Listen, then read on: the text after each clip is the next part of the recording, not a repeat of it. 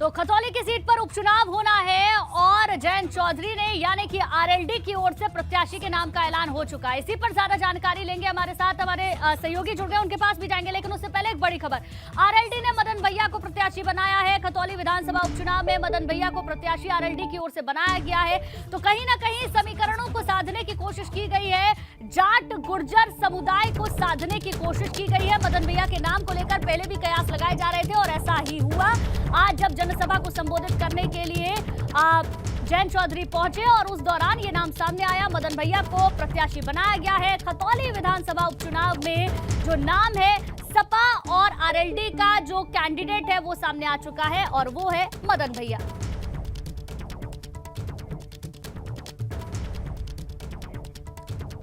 तो खतौली विधानसभा उपचुनाव में मदन भैया प्रत्याशी हैं। कयास पहले से ही लगाए जा रहे थे कि मदन भैया को इस बार आरएलडी की तरफ से प्रत्याशी बनाया जा सकता है। और आज भी जब जयंत चौधरी की तरफ से जनसभा को संबोधित किया जा रहा था, उस वक्त भी मदन भैया उनके साथ ही नजर आए। उन्होंने भी जनता को संबोधित किया और अब नाम का ऐलान कर दिया गया है। आरएलडी और सपा के संयुक्त रूप से मदन भैया को प्रत्याशी बनाया गया है खतौली सीट पर।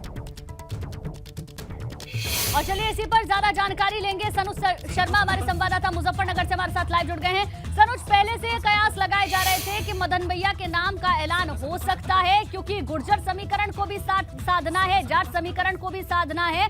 और जिस तरीके से जनसभा के दौरान जो बड़ी बातें जयंत चौधरी ने कही, तो कहीं ना कहीं ये साफ हो रहा था कि वोट बैंक को साथ रखना है, तो ऐसे ही प्रत्याशी को उतारा जाएगा। हाँ, देखिए, राष्ट्रीय लोकदल ने और समाजवादी पार्टी गठबंधन ने यहाँ पर गुजर कार्ड खेला है और एबीपी गंगा ने सबसे पहले इस बात की संभावना जता दी थी कि यहाँ पर मदन भैया को चुनाव मैदान में उतारा जा सकता है। देखिए, तमाम चीज़ें ऐसी देखने में आ रही थी। तो चूंकि देखिए, खतौली विधानसभा का जो उपचुनाव है, ये कहीं ना कहीं राष्ट्रीय लोकदल की बात हो, समाजवादी पार्टी की बात हो, खाली खतौली का उपचुनाव नहीं है, पूरे पश्चिमी उत्तर प्रदेश में राष्ट्रीय लोकदल समाजवादी पार्टी की जो सियासत है, जो हैसियत है, उसको कहीं ना कहीं तय करने का काम करेगा। और इसको लेकर राष्ट्रीय लोकदल कोई आफत मोल नहीं लेना चाहता था और इसीलिए राष्ट्रीय लोकदल को सबसे मुफीद यदि कोई प्रत्याशी लगे तो वो बाहुबली मदन भैया लगे। मदन भैया की अगर मैं बता दूं तो देखिए, वो बागपत में जब खेखड़ा विधानसभा हुआ करती थी, जब वो खेखड़ा विधानसभा से राष्ट्रीय लोकदल के विधायक बने और उनका राजनीतिक इतिहास भी है अपना, बाहुबली के तौर पर उनकी गिनती होती है।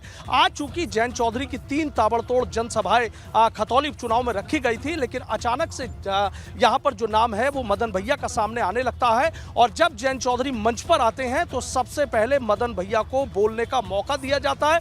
यानी ये तस्वीर साफ करने के लिए काफी था कि मदन भैया को सबसे पहले वहां पर बोलने का मौका दिया गया है। यानी रूबरू जनता से सीधे मदन भैया को जयंत चौधरी करा रहे थे, लेकिन उनके नाम की घोषणा नहीं कर रहे थे। पीपलहेड़ा चूंकि गुजर बाहुल गांव है और उस गुजर बाहुल गांव में जयंत चौधरी ने सबसे पहले अपनी जनसभा वहीं पर रखी। गुजर बाहुल गांव है और मदन भैया को सबसे पहले मौका दिया गया। हालांकि मेरठ की सरदना विधानसभा सीट से जो समाजवादी पार्टी के विधायक हैं, वो अतुल प्रधान भी वहां पहुंचे थे, गुजर बिरादरी से आते हैं, और जो चौहान है, चेतन चौहान है, वो मीरापुर से आते हैं। तो गुजरों को वहां पर बुलाकर पूरी तरीके से जाट, मुस्लिम और गुजर समीकरण को साधने की जयंत चौधरी ने एक बड़ी रणनीति के तहत काम किया है। और एबीपी गंगा ने इस बात का पहले खुलासा किया था कि खतौली उपचुनाव में जाट, मुस्लिम और गुजर समीकरण को राष्ट्रीय लोकदल साध सकती है। इसके पीछे जयंत चौधरी की बड़ी रणनीति है। को ये बता रहा है कि वोट बैंक की राजनीति यहाँ पर होगी और इन तीनों समीकरणों को साधने की कोशिश जयंत चौधरी जरूर करेंगे और ऐसा हुआ भी। मदन भैया के नाम पर मोहर लग चुकी है। बहुत बहुत शुक्रिया पूरी जानकारी देने के लिए आपका।